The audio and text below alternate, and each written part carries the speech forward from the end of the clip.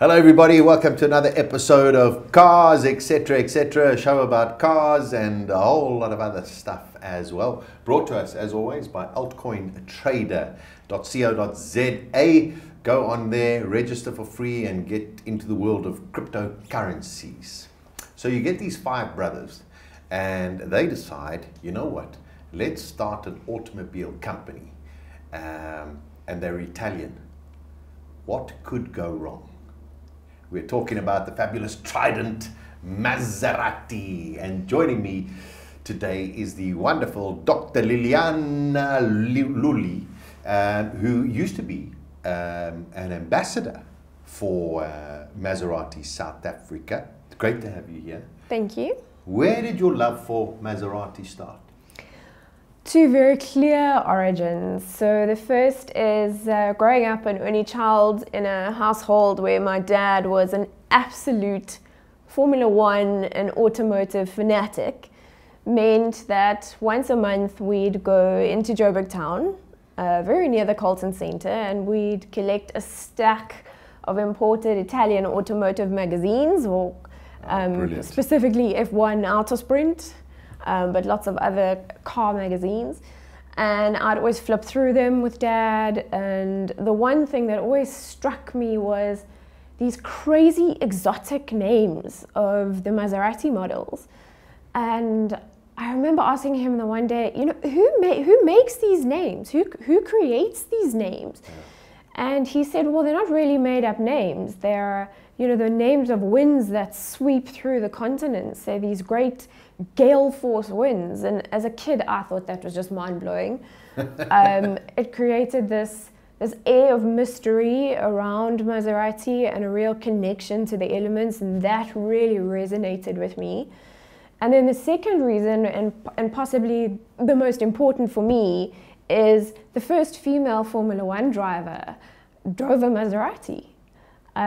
So that was really where my sort of the two biggest influences came from. Amazing. That's quite a story. Now Maserati, I mean, I love the name. I mean, just the name Maserati, the Trident is very, very special. But not dissimilar to other manufacturers like Lamborghini, like Jaguar, and you can go through a whole host as well, has had a very checkered career. Five Italian brothers trying to organize things. We know it's going to be quite complicated. Why do these manufacturers go through these very difficult sort of adolescent stages? I think it has a lot to do with the era in which they were created. So with Jaguar, with Maserati, they were companies created very much around World War I and the economic depressions of the 1920s. And that's a very difficult and volatile time to try and start a company. I think they were forced to create, innovate, compete at an intensity that's very difficult to sustain in conditions when the world is in turmoil, both financially and interpersonally. And in the case of Lamborghini and Ferrari, they were more around World War II, which produced even harsher world conditions. And I think that's just, it's very volatile. I don't think it's very easy to keep something going and make it successful, especially something as trivial as racing driving when we're dealing with World War IIs and economic depressions. That's hard. That's very difficult. It's so bizarre you say that, and I won't say we're on a brink of another world war, but I mean we are all of a sudden in this bizarre time of COVID that we're still all dealing with, and now we have this aggression that is happening between Ukraine and Russia, and nobody knows the future. It's quite bizarre where we're living in.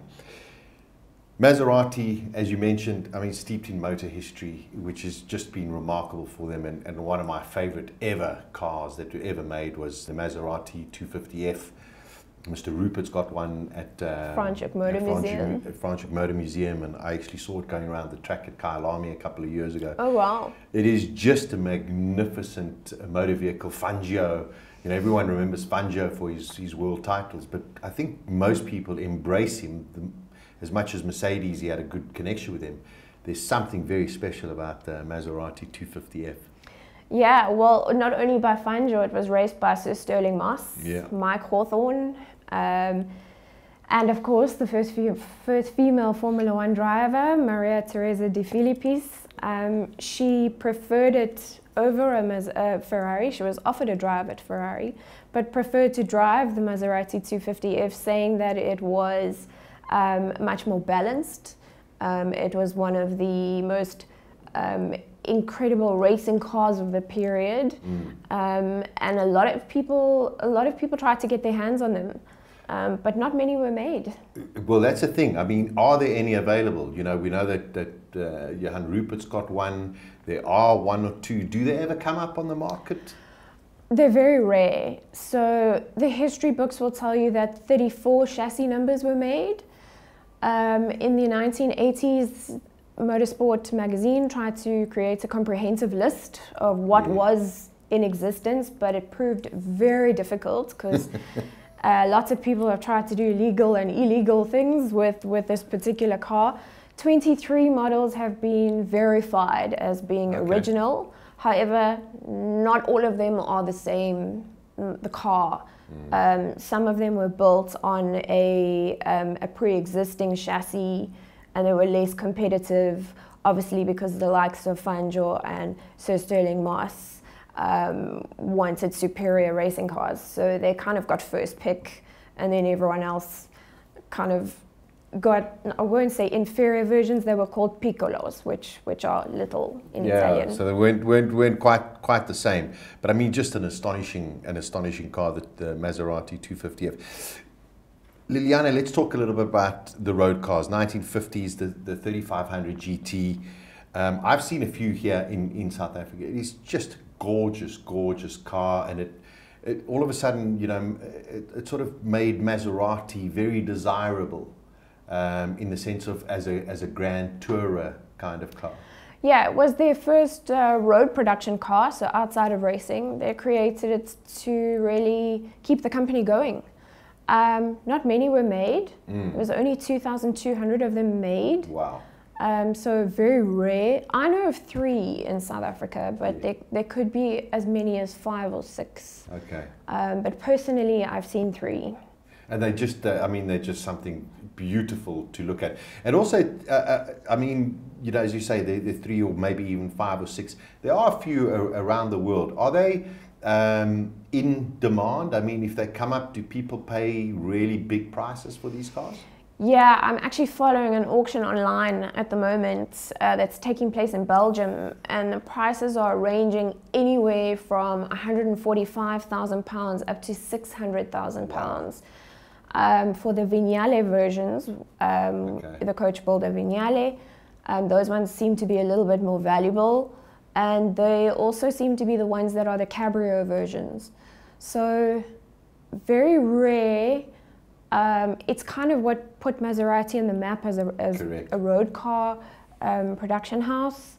If you can find one, shoo, good luck. Good luck. And at £600,000, which is about 12 million rand, yeah, go for it. There we go, pocket change. Now, you spoke about the wins. After 3500 GT, all of a sudden Maserati went and made a car called a Mistral, which was a completely different kind of design to what the 3500 GT was. And I mean, I remember looking at it going, but it's so completely different. Was it a success? Was it, I mean, you know, did people sit there and go, wow, a different era? Yeah, so mid-1960s, so I think the whole world was moving into this more free-spirited revolution. The design was considered very innovative because it got rid of the need for the front grille because of the way that the front air intake was designed. Okay. And it was also the first car to feature a tailgate because it's very high-pitched tail. So it was quite a revolutionary vehicle in terms of aerodynamics and design, but beautiful to look at, but worlds apart from the first production road car. Yeah. And I mean, this is when all of a sudden it gets quite confusing with Maserati because, you know, they were still, the brothers were sort of part of it, I think, you know, or Fisi name that was involved, and then all of a sudden Citroën came in. And the one thing about Citroën in the world of motoring, when it comes to innovation and design, they are one of the greatest that have ever done. And it wasn't the best marriage between the two, but it did produce some very fascinating collaborations. The SM, the Indy, the Bora, yes, the Merak, the Kamzin, and then the oil crisis of 1973 hit. So it was quite a short relationship. I think it was a relationship out of necessity to keep the brand yes. going. But it certainly took a very interesting turn in design. Yeah. But I mean, okay, so the SM, which was a Citroën with a Maserati engine, which is just beautiful. I mean, it's just so bizarre. It's wonderful. But for example, Bora, beautiful, beautiful car. Did it have the kind of reliability? And I mean, is Bora today, if somebody goes out and looks for a Bora, I remember Top Gear doing a show, and one of theirs was getting cheap Italian cars, you know, under a certain price. And one of them got a Maserati Bora. And I mean, they picked it up for nothing. And the car was just full of these weird idiosyncrasies and problems. Niggles. With it. Yeah, horrible niggles, as opposed to nice niggles. Yeah, it was a very limited run. There was two versions of the Bora. They had a 4.7 and a 4.9, 314 of the former and 250 of the latter were produced. But this is, in terms of aesthetics, this is where it starts getting really exciting, because this is where the angular lines, the aerodynamics start playing a role, and this is where Giugiaro got involved in terms of the styling. So aesthetically, quite an exciting era, but Italian cars are full of niggles anyway, you know. They're like the people that make them. But it was quite impressive. I mean, it was a V8 with top speeds of around 280 km an hour, so no slouch, no snail. But yeah, very temperamental. And remember, it was very near the oil crisis as well. So yes, things started to sort of be starting to downscale. Build quality did suffer a little bit. Yeah, and then of course Merak comes in, that came through as well. Beautiful looking cars, not fantastically reliable in terms of reliability. But it comes to the age-old question when you're buying a classic car. And you can find Meraks and Boras and Kamzins internationally. There are not many here in South Africa, if any, of those kind of models. But you can find them at a relatively bargain kind of price. But it's going to take a bit to get them up and running. Yeah, the Merak's currently selling anywhere, well, around the $100,000 mark. So for a South African to purchase it, that's quite costly. If you're going to start sourcing original parts, which ideally you should do with a period car, of course, you're going to be paying in dollars, pounds, or euros. So there's that to consider. But any old vintage car with niggles, you know, you're constantly going to be fidgeting or niggling with something. I mean, mine is sitting right next to us at the moment in 1,000 different pieces. And I can tell you it has not been an easy journey to restore a vintage classic car. Yeah, exactly. It's very costly. As you say, especially if you're trying to get original parts, sometimes you sit there and say, well, the cost of actually restoring this, I will never ever get my money back, but you will have something that is very, very precious. Absolutely. So it's that sort of trade-off. I mean, if you're doing it to restore, to sell, you got to work out your numbers a little bit differently. Are there? I mean, I don't know of any Meraks or Kamzins or Boras in South Africa. I have seen a Kamzin here. Okay. It was in fact in the Maserati showroom in Bryanston. Oh, okay. Taped off with a beautiful, red rope stanchions. I have seen it. I don't know if it was maybe brought in on a carne just to display in the dealership at the time, but I've definitely seen one in South African soil. Okay. I mean, listen, they are readily available all over the internet, and I mean, yes, you can bring them in if they're right-hand drive into South Africa, or those who are purchasing them internationally. But as you said, there's quite a caveat in the sense of the cost associated with getting it back into its original spec can be sometimes cost prohibitive. In the 80s, one of my favorite cars was the Maserati Biturbo. And there were lots of them. Here, specifically in South Africa as well. I mean, I would go around and you'd see this plush leather interior and where the gear knob was, all this beautiful leather. And there's something very special also about Maseratis, the clock. Yes. Just, it's just the Trident and the dials, it looks magnificent. Biturbo, everyone you talk to nowadays, Maserati Biturbo, worst car they ever made, what a load of nonsense. And I think that's very, very unfair. I think it was a brilliant, brilliant car. Why has it got such a bad rap? I think, again, you have to consider the time period in which it was made. The 1973 oil crisis had just hit. The company was forced to start downscaling things and becoming much more aware of economics. Mm-hmm. And again, I think the build quality did suffer a little bit. Beautiful to look at. I would definitely love to have one in my garage. Definitely one of my dream cars. But yes, a little unreliable, but I don't think that it really deserves such a bad reputation. Yeah. Unreliable, yes, but not a 10 out of 10 unreliable, maybe about a 2 or 3. Well, that's the thing. And also, when you're buying supercars, sports cars, they also need to be driven.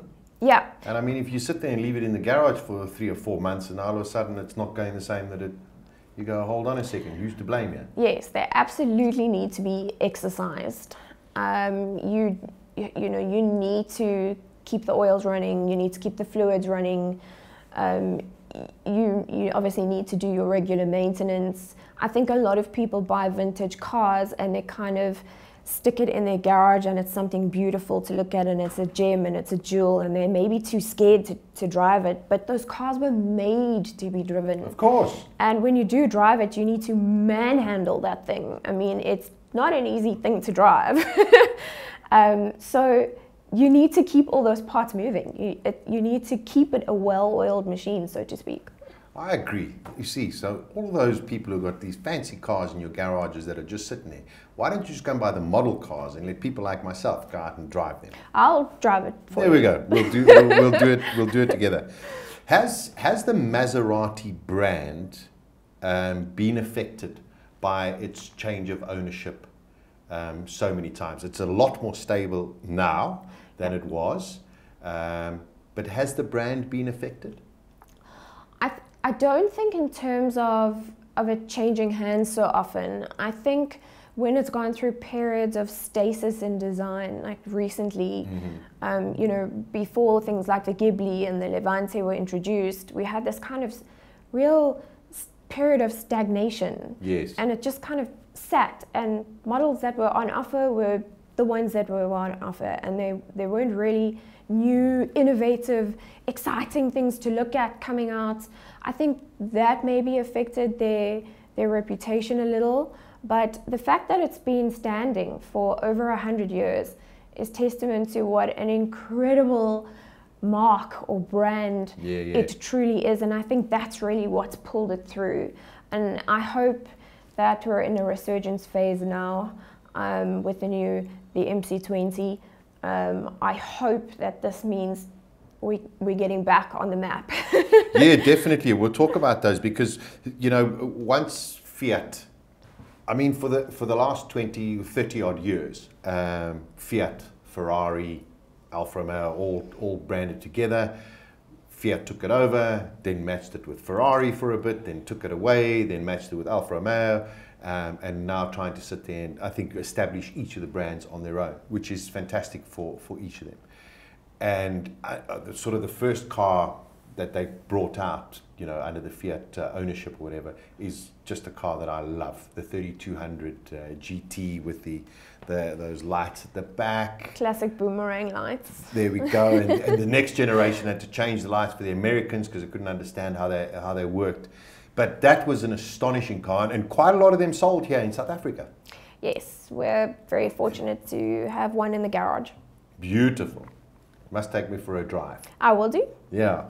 What is so special about that car? And I mean, it is, you know, the people, I know people who sit there and say, please, can you try and find me a 3200 GT, but specifically the one with the boomerang light. Yes. So as you said, they were changed. The 3200 evolved into the 4200. Both of them were built in the era where Ferrari was running Maserati. Mm-hmm. Those particular engines were based on the 430, the Ferrari 430 model. But what's very exciting about those is they created a Maserati Trofeo championship, which was an intercontinental championship involving one marque, Maserati, but it was hugely successful. And I think that created a lot of excitement and hype around that car, but also this departure from previous designs to something that was becoming much more modern, obviously, more rounded, more closely resembling those supercars that were on the road at the time. Okay. And just fantastic to look at, Beautiful. really. Same as the Grand Sport. Yes. Yes, you know, the Grand Sport Coupe. And I think what was so important in that era, or the beginning of that era, the Fiat and Ferrari era, was going back to its roots, and its roots was racing. And now we know that they're going into Formula E, which will be interesting to follow in the future. Those two cars were very, very special. Also very sought after, the Grand Sport Coupe, Trofeo series. Are there quite a few of them around in South Africa, do you know?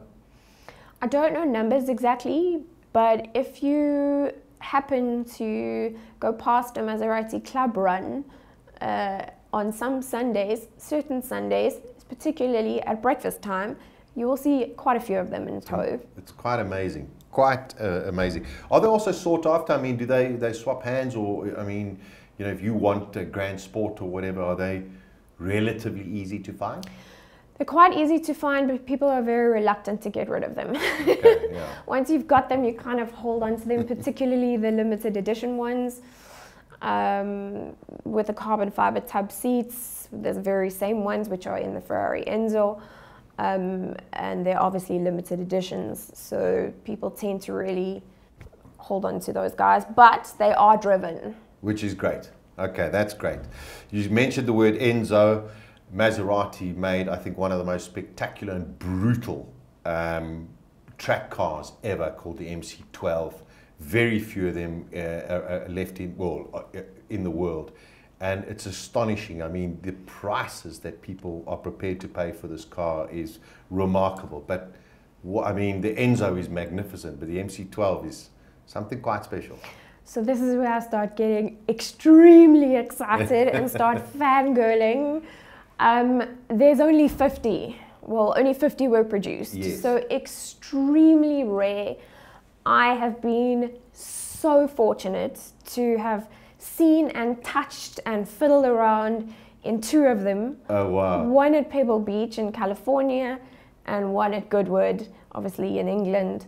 And I've had the privilege of chatting many times to Andrea Bertolini, who's the racing driver who's very intimately connected with that machine. And he describes it, and this always gives me goosebumps. In fact, I've got them now. He always describes it as brute force wrapped in elegance. Oh, stunning. And I just think that's so apt. Yeah, yeah. I mean, V12, top speed of 330 kilometers an hour. It's just magnificent. It looks fast while it's standing still. The various different liveries that you've seen.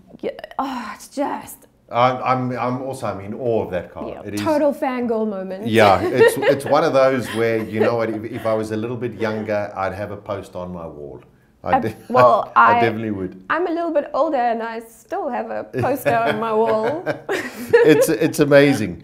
Now, and it's amazing you brought it up a little bit earlier. MC12 and then Maserati came out, and we had the Gran Turismo that came out. And I agree with you.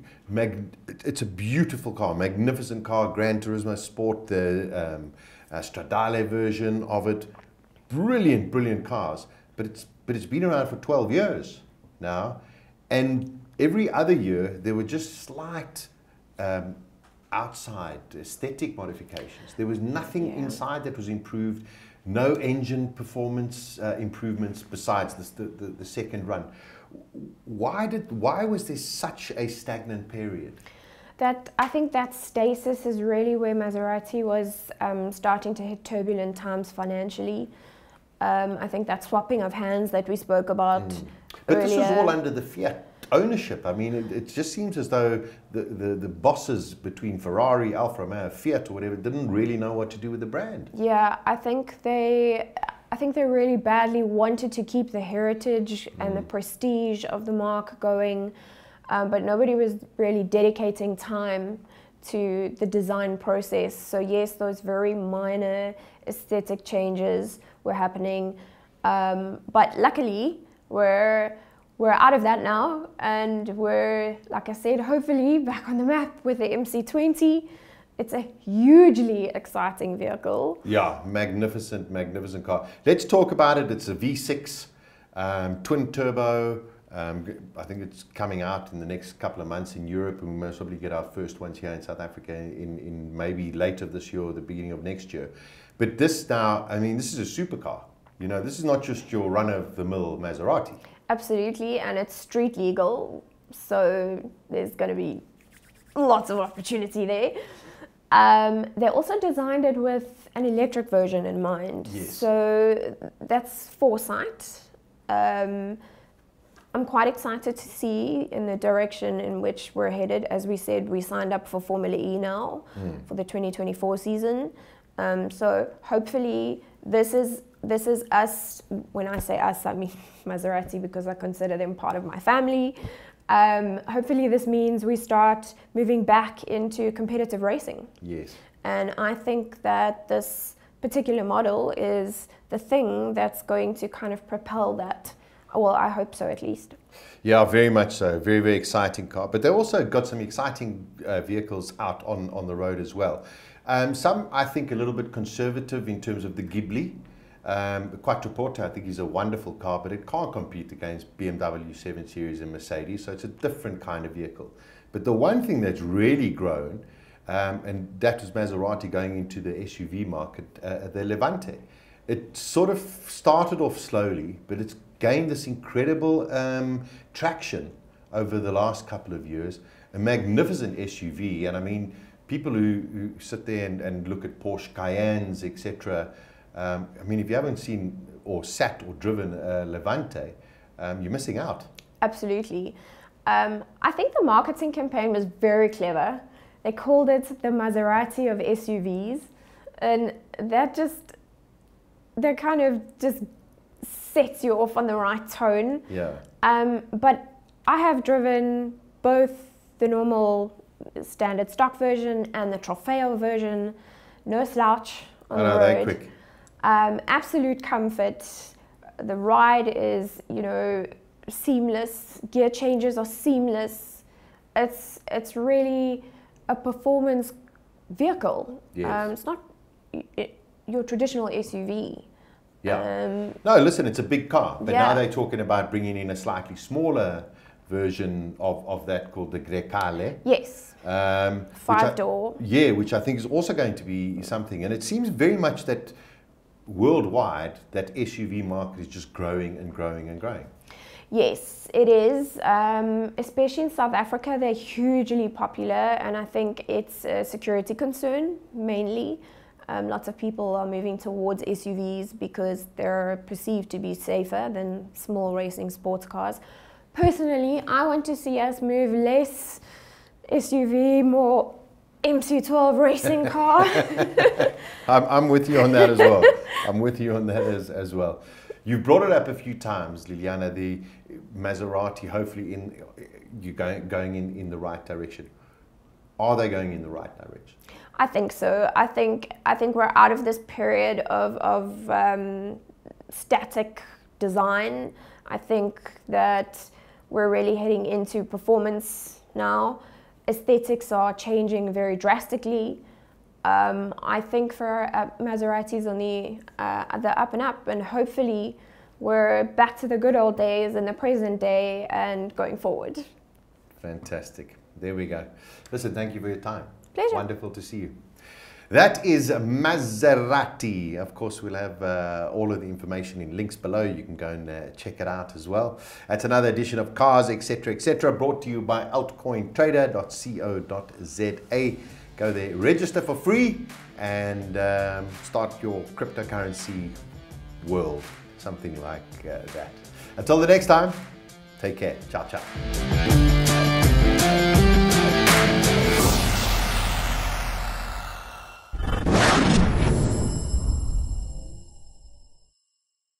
Ferris Cars is a Ferrari specialist dealership in Sandton, Johannesburg. Since 2010, Ferris Cars has dealt in all things related to Maranello's finest, from classics to the contemporary.